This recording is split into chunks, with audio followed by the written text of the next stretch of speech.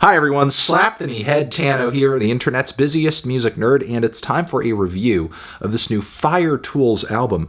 I am upset because I see something that is not there. This is the latest full-length LP from Fire-Toolz, aka singer, songwriter, producer, multi-instrumentalist, and composer Angel Markloyd. Let me start off this review by saying, love her or hate her, Angel is a once-in-a-lifetime artist, someone who has a legitimately bold and challenging sound during a time when it seems like little to nothing out there is genuinely surprising. And a lot of that comes down to her talents as a composer and a producer, but also the lack of borders around certain genres that I don't think anybody else would think to combine, as she seemingly thinks nothing of colliding vaporwave aesthetics with black metal, screamo, jazz, industrial music, IDM, and glitch. And even that description feels kind of reductive with the scope of her influences. It's a sound, if you can even call it a sound, that Angel has been perfecting for years now, with one project after the next, and Now I'm Upset is essentially the follow-up to the semi-breakout record that Angel dropped a little while ago, Eternal Home, which was a kind of massive undertaking, 4 discs of material, and even though it wasn't one of my favorite records of the year,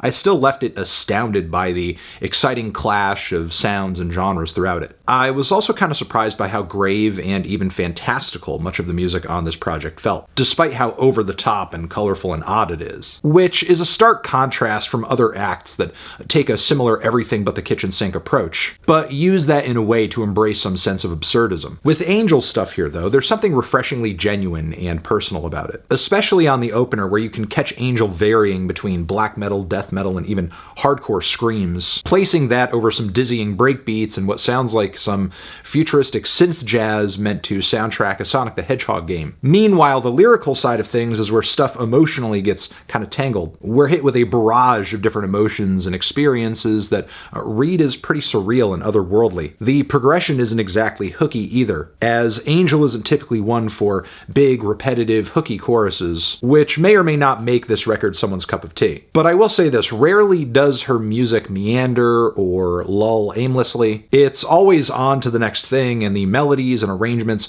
often have a very sharp clarity to them that makes reading them instantly pretty easy, even if there's not a whole lot of repetition or circling back going on. This unorthodox approach to song structure does mean that some of these tracks go on some pretty interesting journeys, like the heavenly droning ambient intro of Mantra-ing and Golgotha, which is underscored by what sounds like church bells, which quickly shifts into more intense passages of jazzy keys and glossy synths, but this time saxophone enters the fold to bring a kind of sexy tone to it, which makes sense given the kind of sensual angle of the lyrics, even if they are done in a harsh black metal style. There's a super heavy and dark industrial outro to the cut too. Over the course of this point, the lyrics take a change in tone as well, turning somewhat nightmarish. And while it is interesting, a lot of it came across to me maybe a bit too jarring to really get immersed in it or appreciate what's going on in real time. I feel kind of similarly about the song Soaked, as pretty as some of the guitar work is on the front end of that song, and I found myself having a somewhat difficult time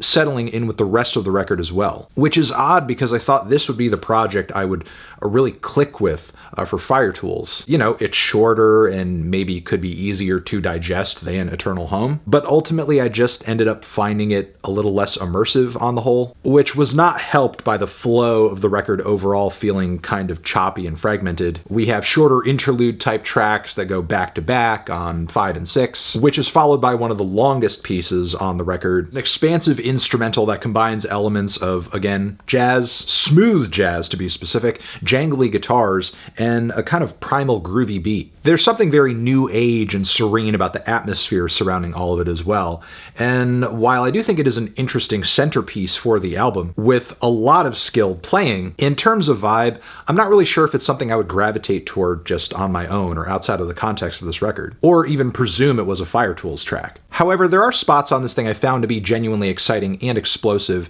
namely the Great Allower, which is this insane, heavy combination of, again, jazz, but staccato, bone-crushing gent guitars, some mathy grooves playing underneath all this as well. What I was less enthused by on this record were the moments that felt more like unlikely studio jams and experiments, such as Gleam Beam, which I think is possibly the only maybe few fusion of vaporwave aesthetics and dungeon synth with some distant black metal vocals that I've ever heard. Can't really say I've ever come across something quite like this, but did the performance and progression keep me on the edge of my seat? Not necessarily. There isn't really a peak or a payoff to the song, in my opinion, that makes all the tension building up until the second half worth it, which I also kind of felt for the track Everything and Everywhere is a Divine Mirror. Some of the final moments on this LP get even more ambient, like with Above All Else I Want to See, but at least this cut is one of the longer ones on the record, and I can really kind of drift off into its strange and oceanic layers of effects and bass and synths, which feels like the soundtrack to being stranded in space on